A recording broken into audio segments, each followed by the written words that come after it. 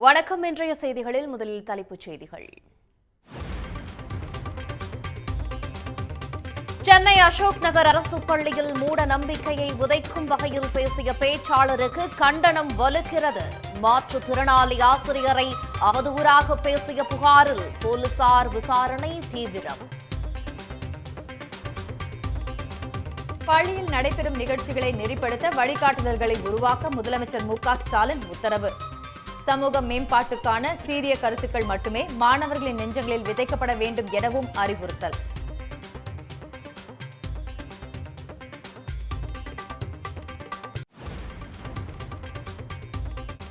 மூடநம்பிக்கை பேச்சை அனுமதித்த 2 அரசு பள்ளி தலைமை ஆசிரியர்கள் இடமாற்றம். தவறு செய்த அனைவர் மீதும் கடும் நடவடிக்கை எடுக்கப்படும் என அமைச்சர் அன்பில் மகேஷ் பொய்யாமொழி உறுதி.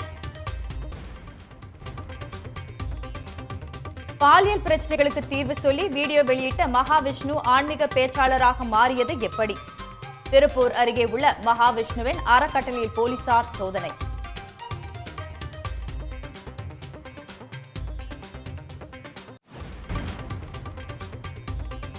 அமைச்சர்கள் தங்கம் தென்னரசு, KKSSR ராமச்சந்திரன் மீதான சொத்து குவிப்பு வழக்கு மறு விசாரணைக்கு உச்சநீதிமன்றம் தடை.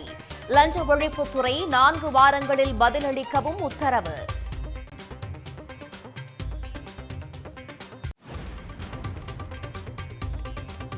பேச்சிப்பாறை, பெருஞ்சாணி அணைகளில் இருந்து ராதாபுரம் கால்வாய்க்கு நீர் திறக்க விவசாயிகள் கோரிக்கை. நீர் இன்றி 17,000 ஏக்கர் விளைநிலங்களில் சாகுபடி செய்ய முடியவில்லை எனவும் வேதனை.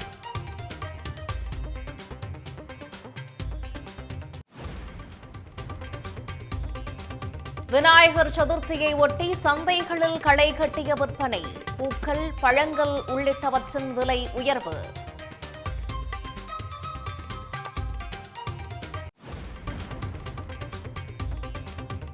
சென்னையில் பயிற்சி நிறைவு விழாவை ஒட்டி ராணுவ வீரர்கள் வீரதீர சாகசம். தற்காப்பு கலைகளை அரங்கேற்றியும் குதிரை ஏற்றம் செய்தும் அசத்தல்.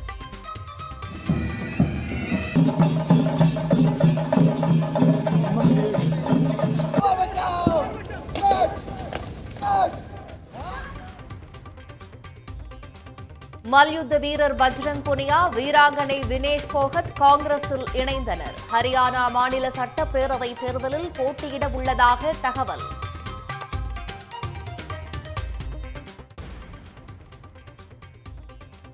ராஜஸ்தானில் பெய்து வரும் கனமழையால் வெள்ளக்காடாக மாறிய அஜ்மீர் நகரம்.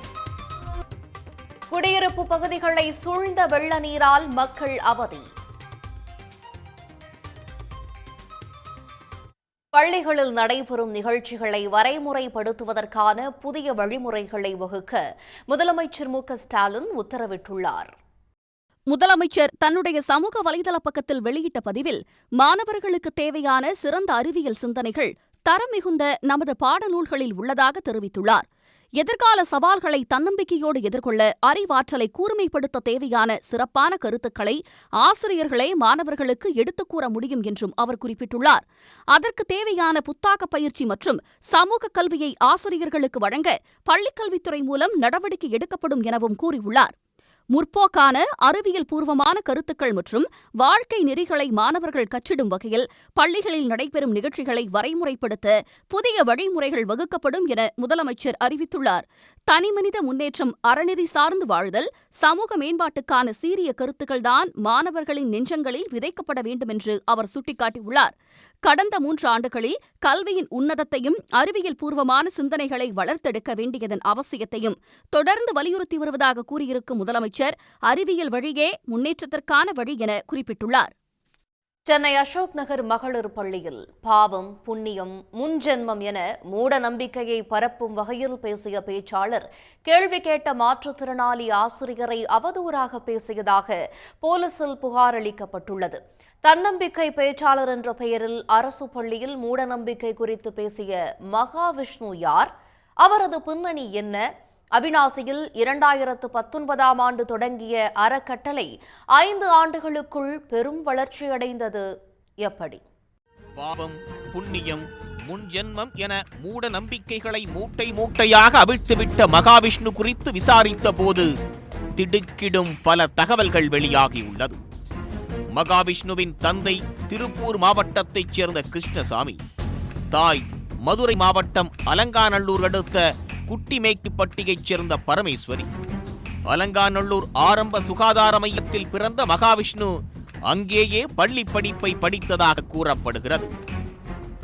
மேலும் தாய் வழி தாத்தா பாட்டியான பால்சாமி பெருமாளம்மாள் மகாவிஷ்ணு என பெயர் வைத்து சிறு வயதில் அவர்கள் வீட்டிலேயே வளர்த்துள்ளனர். மகாவிஷ்ணு என் மக உள்ள பேரன். அவன் இந்த ஊரில் குட்டிமேக்கிப்பட்டியில் நாங்கள் இருக்கோம். அலங்காநல்லூரில் இப்போ ஆஸ்பத்திரியில் பிறந்தேன். ஆகையினால் அப்படியே படிச்சுக்கிட்டே இருந்தவன் இந்த லைனில் போயிருக்கா. அப்படி வடிவேல் கேட்டது கூட, ஐயா நான் எப்படிப்பா உனக்கு மகாவிஷ்ணுன்னு எப்படி உனக்கு பேர் வந்தது அப்படின்னு வடிவேல் கேட்டார். வடிவேல் கேட்டதற்கு அதுக்கு பதில் என்ன சொன்னால், நான் அலங்காநல்லூர் வீரம் பறிஞ்ச மண்ணில் பிறந்தேன், அதனால எங்களுக்கு மகாவிஷ்ணுன்னு எங்கள் அப்பா பேர் வச்சுட்டாரு அப்படின்னு சொன்னா. அப்படி என் பேருந்தேன் அலங்காநல்லூர் பிறந்தவன் சாமி. நாங்களே வளர்த்தோம். அலங்காநல்லூர் ஆஸ்பத்திரியில் குழந்தை கூட்டு வந்து குட்டிமேக்கிட்ட வளர்த்து படிக்க வச்சோம். அலங்காநல்லூர் படித்தது. இப்போ திருப்பூரில் போய் அங்கேயே செட்டில் ஆகி அங்கேயே தாய் தப்பா இருக்காங்க. அவங்க அப்பா இல்லை, அவங்க அம்மா இருக்குது, தம்பி இருக்குது, தங்கச்சி இருக்குது. அங்கேயே செட்டில் ஆகிட்டாங்க சாமி. நாங்கள் போக வர இருக்கிறோம். 20 ஆண்டுகளுக்கு முன்னர் தந்தை கிருஷ்ணசாமியின் சொந்த ஊருக்கு இடம்பெயர்ந்து விட்டனர். பள்ளி படிப்பை தாண்டாதவர் பல்வேறு தொலைக்காட்சிகளில் ஸ்டாண்ட் அப் காமெடியனாக முயற்சி செய்துள்ளார். தொலைக்காட்சிகளில் கிடைத்த அறிமுகத்தை வைத்து தன்னம்பிக்கை பேச்சாளராக மாறிய மகாவிஷ்ணு பல இடங்களில் சொற்பொழிவாற்றியுள்ளார். அங்கும் எதிர்பார்த்த வருமானம் இல்லாததால் பாலியல் பிரச்சனைகளுக்கு தீர்வு சொல்வது காதல் பிரச்சனை என யூடியூபில் வீடியோ வெளியிட்டு வந்துள்ளார். திடீரென தான் யோகா கற்றுக்கொண்டதாக அறிவித்ததோடு தனக்கான ஒரு PR டீமை உருவாக்கிக் கொண்டு யோகா ஆன்மீக சொற்பொழிவுகளை நிகழ்த்தத் தொடங்கியுள்ளார். கொரோனா காலகட்டத்தின் போது திருப்பூர் மாவட்டம் அவிநாசி அடுத்த குளத்துப்பாளையம் பகுதியில் பரம்பொருள் என்ற பெயரில் அறக்கட்டளை அமைத்துள்ளார். அந்த அறக்கட்டளை வேகமாக வளர்ந்து சிங்கப்பூர், மலேசியா, இலங்கை மற்றும் ஆஸ்திரேலியாவின் சிட்னி உள்ளிட்ட நாடுகளில் கிளைகளை தொடங்கியுள்ளார். அங்கு சென்று சொற்பொழிவுகளை ஆற்றி வருகிறார். இதனிடையே அவிநாசியில் உள்ள தலைமை அலுவலகத்தில் அவிநாசி போலீசார் மற்றும் உளவுத்துறை போலீசார் விசாரணை மேற்கொண்டனர். மகாவிஷ்ணுவின் பின்புலம், வருமான வாய்ப்புகள், அறக்கட்டளைக்கான நன்கொடை விவரங்கள், என்னென்ன மாதிரியான பணிகளில் அறக்கட்டளை ஈடுபடுகிறது என்றும் போலீசார் விசாரணை நடத்தி வருகின்றனர். மகாவிஷ்ணு மீது அடுத்தடுத்து புகார்கள் குவிந்து வருவதால் அவர் நாடு திரும்புவாரா அல்லது வெளிநாட்டிலேயே பதுங்கி விடுவாரா என்ற சந்தேகம் உள்ளது.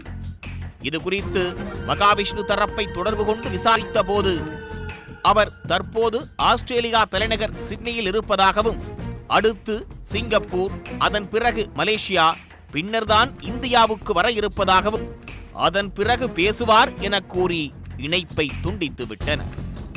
ஒருவேளை வெளிநாட்டிலேயே மகாவிஷ்ணு பதுங்கிவிட்டால் அவருக்கு எதிராக லுக் அவுட் நோட்டீஸ் கொடுத்து பிடிக்கவும் போலீசார் திட்டமிட்டுள்ளனர்.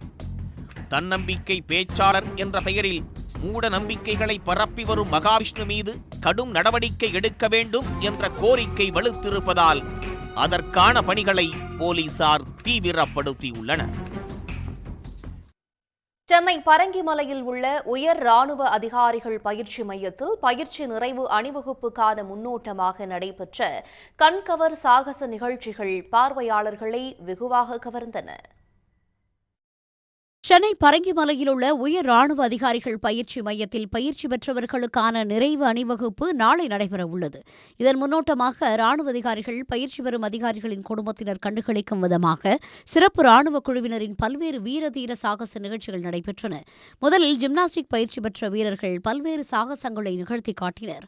தீ வளையத்திற்குள் புகுந்து வெளியேறிய காட்சிகள் காண்பவர்களை பரவசப்படுத்தியது. களரிப்பயிற்று எனும் தற்காப்பு கலையில் பயிற்சி பெற்றவர்கள் கொம்பு, சுருள்வாள், கேடய சண்டை போன்றவற்றையும் செய்து காட்டினர். இதேபோல் பேண்ட் வாத்திய குழுவினரின் குழு நடனமும் பார்வையாளர்களை வெகுவாக கவர்ந்தது.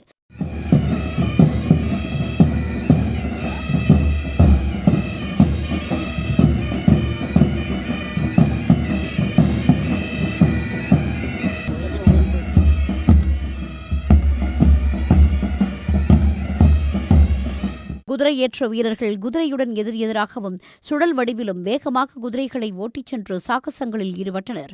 அடுத்து பயிற்சி பெற்ற இளம் ராணுவ அதிகாரிகள் எதிரிகளின் பதுங்கு குழிகளை அழிப்பது, போர் முனைகளில் எதிரிகளை துல்லியமாக தாக்குவது உள்ளிட்டவற்றை தத்ரூபமாக செய்து காட்டினர். சிறப்பாக செயல்பட்ட சாகச குழுவினர்களுக்கு பரங்கிமலை ராணுவ அதிகாரிகள் பயிற்சி மையத்தின் தலைமை அதிகாரி lieutenant general Michael A J Fernandes பரிசுகளை வழங்கினார்.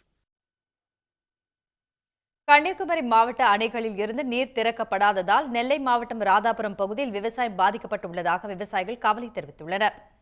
17,000 ஏக்கர் விளைநிலங்களுக்கு பாசன வசதி கிடைக்க ராதாபுரம் கால்வாயில் உடனடியாக தண்ணீர் திறக்க அவர்கள் வலியுறுத்தியுள்ளனர். நெல்லை மாவட்டத்தின் தென்கோடியில் உள்ள ராதாபுரம் சுற்றுவட்டார பகுதிகள் மாரம் பார்த்த வறண்ட பூமி.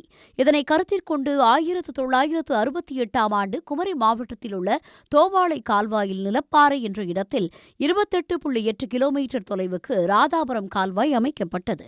இதன் மூலம் ராதாபுரம் சுற்றுவட்டாரத்தில் 52 குளங்களில் நீர் நிரப்பப்பட்டு 17,000 ஏக்கர் விளைநிலங்கள் பாசன வசதி பெறுகிறது. நடப்பாண்டில் ஜூன் மாதமே ராதாபுரம் கால்வாய் தூர்வாரும் பணிகள் முடிக்கப்பட்டும் இதுவரை தண்ணீர் திறக்கப்படாததால் விவசாயம் பாதிக்கப்பட்டுள்ளது என்பது விவசாயிகளின் புகாராகும். இதுவரை தண்ணி திறக்கவில்லை. அதெல்லாம் இங்கே பயங்கரமான வறட்சி ஏரியாவாக இருக்குது. திருநெல்வேலி மாவட்டம் தென்பகுதி இதுவரைக்கும் தண்ணி திறக்கலை. இதை நம்பி ஒரு 52 குளங்கள் இருந்துகிட்டு இருக்குது. இந்த 52 குளமும் வெறும் வறட்சி பகுதியாக தான் இருக்குது. இதுவரைக்கும் ஒரு குடிநீருக்கும் தண்ணி இல்லை, விவசாயத்துக்கும் தண்ணி இல்லை. ஆண்டுதோறும் நீர் இருப்பை பொறுத்து ஜூன் 16 முதல் மார்ச் வரை தோவாளை கால்வாயிலிருந்து தினசரி 150 கனஅடி வீதம் ராதாபுரம் கால்வாயில் தண்ணீர் திறந்துவிட வேண்டும் என்பது விதி. கன்னியாகுமரி மாவட்டத்தில் உள்ள பேச்சுப்பாறை, பெருஞ்சானை, சிற்றாறு 1, சிற்றாறு 2 ஆகிய அணைகளில் 1300 மில்லியன் கனஅடி தண்ணீர் இருப்பு இருந்தால் ராதாபுரம் கால்வாயில் தண்ணீர் திறந்துவிடப்படுவது வழக்கம். ஆனால் இந்த ஆண்டு அணைகளில் போதிய நீர் இருந்தும் தண்ணீர் திறக்கப்படாததால் ராதாபுரம் கால்வாய் வறண்டு கிடக்கிறது. இதே நிலை நீடித்தால் உறை கிணறுகள், ஆழ்குழாய் கிணறுகள் மூலம் 100க்கும் மேற்பட்ட கிராமங்களுக்கு கிடைக்கும் குடிநீருக்கும் தட்டுப்பாடு ஏற்படும் என சமூக ஆர்வலர்கள் கவலை தெரிவித்துள்ளனர். ராதாபுரம் கால்வாயில் 28 கிலோமீட்டர் தூரத்தில் குடி தண்ணீருக்காக உரக்கிணறு போட்டு பூமியில் போர் போட்டு அதில் ஸ்டோர் பண்ணி வச்சு தான் எல்லா மக்களும் குடிச்சிட்டு இருக்காங்க. இப்போதைக்கு இந்த கால்வாய் தண்ணி வரலைங்கிற ஒரே காரணத்தினால நமக்கு நீர் மட்டம், நிலத்தடி நீர் ரொம்ப இறங்கிருச்சு. அதனால் குடிநீருக்கு ரொம்ப கஷ்டமான ஒரு சூழ்நிலை ஏற்பட்டுட்டு. கடந்த ஜூன் மாதம் 1ஆம் தேதி பேச்சுப்பாறை அணையிலிருந்து தண்ணீர் திறக்கப்பட்டதை அடுத்து கன்னியாகுமரி மாவட்டத்தில் உள்ள எல்லா கால்வாய்களுக்கும் தண்ணீர் சென்றடைந்தது. தோவாளை கால்வாயில் நிலப்பாறை வரை தண்ணீர் வந்தபோதும் அங்கிருந்து பிரியும் ராதாபுரம் கால்வாய்க்கு தண்ணீர் திறக்கப்படவில்லை என விவசாயிகள் கவலை தெரிவித்துள்ளனர். எனவே ராதாபுரம் பகுதி விளைநிலங்களையும் குடிநீர் ஆதாரங்களையும் பாதுகாக்க உடனடியாக கால்வாயில் தண்ணீர் திறந்துவிட வேண்டும் என்பதே அவர்களது கோரிக்கையாக உள்ளது. சன் செய்திகளுக்காக ஒளிப்பதிவாளர் ராஜமாணிக்கத்துடன் செய்தியாளர் அறிவரசு. தமிழ்நாடு அமைச்சர்கள் KKSSR ராமச்சந்திரன், தங்கம் தென்னரசு ஆகியோர் மீதான சொத்து குவிப்பு வழக்கில் மறு விசாரணைக்கு இடைக்கால தடை விதித்து உச்சநீதிமன்றம் உத்தரவிட்டுள்ளது. வருமானத்திற்கு அதிகமாக சொத்து சேர்த்ததாக தொடரப்பட்ட வழக்கில் அமைச்சர்கள் KKSSR ராமச்சந்திரன் மற்றும் தங்கம் தென்னரசு ஆகியோரை ஸ்ரீவில்லிபுத்தூர் கீழமை நீதிமன்றம் விடுவித்தது. இந்த உத்தரவை மறு ஆய்வு செய்யும் வகையில் தாமாக முன்வந்து விசாரணைக்கு எடுத்த உயர்நீதிமன்ற நீதிபதி ஆனந்த் வெங்கடேஷ் அமைச்சர்களை விடுவித்தது செல்லாது என்று தீர்ப்பளித்தார்.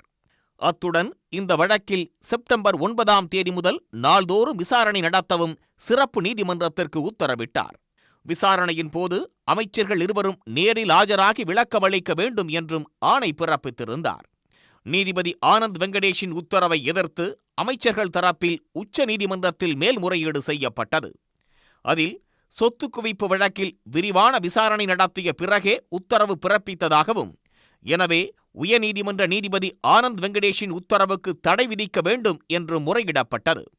தங்கம் தென்னரசு சார்பில் மூத்த வழக்கறிஞர் முகுல் ரோத்தகி, தங்கம் தென்னரசின் மனைவி சார்பில் மூத்த வழக்கறிஞர் அபிஷேக் மனு சிங்வி, KKSSR ராமச்சந்திரன் தரப்பில் வழக்கறிஞர் கபில் சிபல், அவரது மனைவி சார்பில் வழக்கறிஞர் முரளிதர் ஆகியோர் ஆஜராகினர். MP, MLAக்கள் மீதான வழக்குகளை அமர்வுக்கு அனுப்பாமல் தனி நீதிபதி விசாரிக்க உத்தரவிடுவது உயர்நீதிமன்ற விதிகளுக்கு முரணானது என்று அமைச்சர்கள் தரப்பில் வாதிடப்பட்டது. வாத பிரதிவாதங்களை கேட்ட உச்சநீதிமன்ற நீதிபதிகள் ரிஷிகேஷ் ராய், PK மிஸ்ரா அமர்வு நீதிபதி ஆனந்த் வெங்கடேஷின் உத்தரவுக்கு இடைக்கால தடை விதித்தனர். இந்த வழக்கில் 4 வாரங்களில் தமிழ்நாடு அரசும் உயர்நீதிமன்ற பதிவாளரும் பதிலளிக்கவும் உத்தரவிட்டனர்.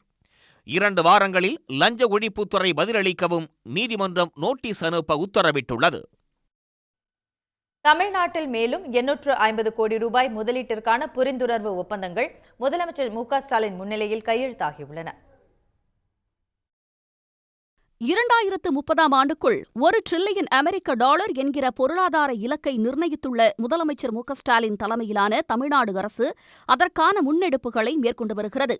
அதன் ஒரு பகுதியாக அமெரிக்காவுக்கு அரசுமுறை பயணம் மேற்கொண்டுள்ள முதலமைச்சர் MK ஸ்டாலின் தமிழ்நாட்டுக்கு முதலீடுகளை தொடர்ச்சியாக ஈர்த்து வருகிறார். ஏற்கனவே கடந்த மாதம் 29ஆம் தேதி சான் பிரான்சிஸ்கோவில் நடைபெற்ற முதலீட்டாளர்கள் மாநாட்டில் 6 நிறுவனங்களுடன் 900 கோடி ரூபாய் முதலீட்டுக்கான புரிந்துணர்வு ஒப்பந்தங்கள் கையெழுத்தாகின. தொடர்ந்து ஓமியம் நிறுவனத்துடன் 400 கோடி ரூபாய் மதிப்பிலும், ஈட்டன் நிறுவனத்தின் ஆராய்ச்சி மேம்பாடு மற்றும் பொறியியல் மைய விரிவாக்கத்திற்கான 200 கோடி ரூபாய் மதிப்பிலும் ஒப்பந்தங்கள் சிகாகோவில் கையெழுத்தாகின. இதேபோன்று டிரில்லியன் நிறுவனத்துடன் 2000 கோடி ரூபாய் முதலீட்டுக்கான புரிந்துணர்வு ஒப்பந்தம் மேற்கொள்ளப்பட்டது. அந்த வரிசையில் லிங்கன் எலக்ட்ரிக், விஷய் பிரிசிஷன் மற்றும் விஸ்டியன் ஆகிய நிறுவனங்களுடன் 850 கோடி ரூபாய் முதலீட்டுக்கான புரிந்துணர்வு ஒப்பந்தங்கள் சிகாகோவில் கையெழுத்தாகியுள்ளன. ரோபோட்டிக் வெல்டிங் பொருட்களின் உலகளாவிய உற்பத்தி நிறுவனமான லிங்கன் எலக்ட்ரிக் நிறுவனம் 500 கோடி ரூபாய் முதலீட்டில் செங்கல்பட்டு மாவட்டத்தில் தன்னுடைய ஆராய்ச்சி மேம்பாடு மற்றும் உற்பத்தி மையத்தை விரிவாக்கம் செய்ய தமிழ்நாட்டு அரசுடன் ஒப்பந்தம் செய்து கொண்டுள்ளது. ஃபோர்ட் மோட்டார் நிறுவனத்தின் துணை நிறுவனமான விஸ்டியன் சென்னை மற்றும் கோவையில் மின்னணு உற்பத்தி மையத்தை அமைக்க உள்ளது. 250 கோடி ரூபாய் முதலீட்டில் தொழில் தொடங்க முதலமைச்சர் MK ஸ்டாலின் முன்னிலையில் ஒப்பந்தம் கையெழுத்தாகியுள்ளது. காஞ்சிபுரத்தில் சென்சார்ஸ் அண்ட் டிரான்ஸ்டியூடர்ஸ் உற்பத்தி மையத்தை பிரபல மின்னணு பாகங்கள் தயாரிப்பு நிறுவனமான விஷய் பிரிசிஷன் நிறுவனம் தொடங்க உள்ளது. இதற்காக 100 கோடி ரூபாய் மதிப்பிலான ஒப்பந்தம் கையெழுத்தாகியுள்ளது. இதுகுறித்து எக்ஸ் வலைதளத்தில் பதிவிட்டிருக்கும் முதலமைச்சர் MK ஸ்டாலின், இடைவிடாத முயற்சிகளால் நமது கனவை நனவாக்குவதற்கான நடவடிக்கைகள் மேற்கொள்ளப்பட்டு வருவதாக குறிப்பிட்டுள்ளார்.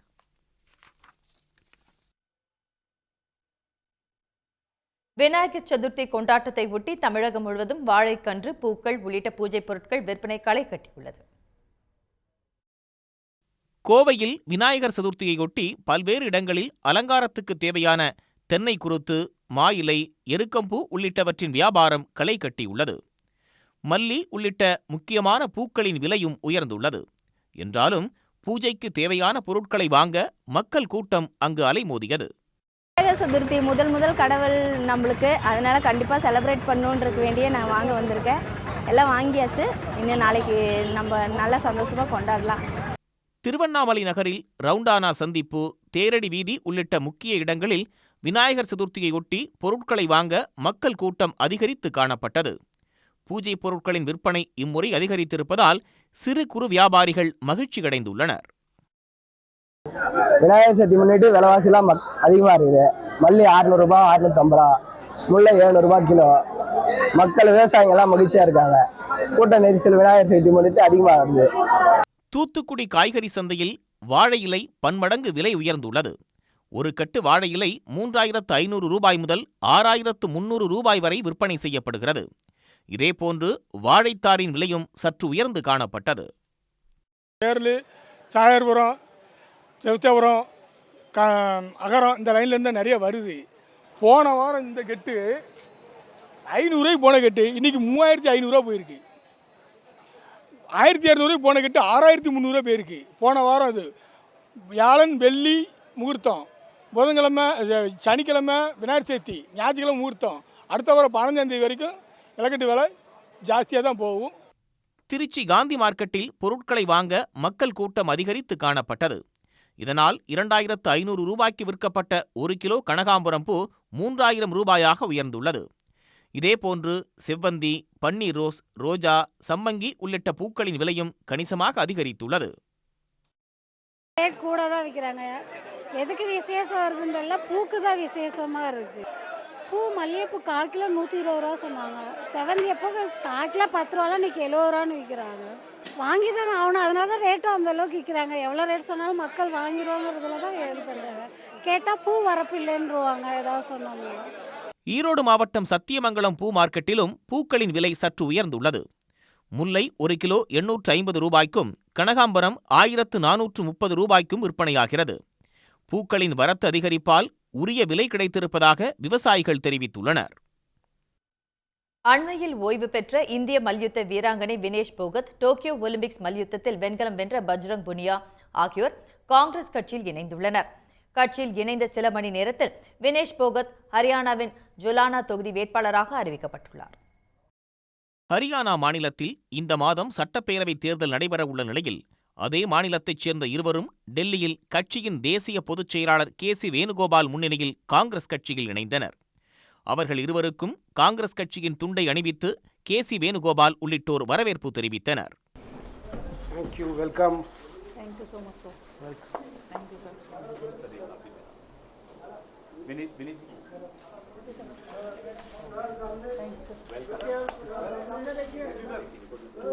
जो लड़ाई थी वो जारी है, खत्म नहीं हुई है. कोर्ट में हमारा केस चल रहा है. वो लड़ाई भी हम जीतेंगे, जिंदगी की जंग भी हम जीतेंगे.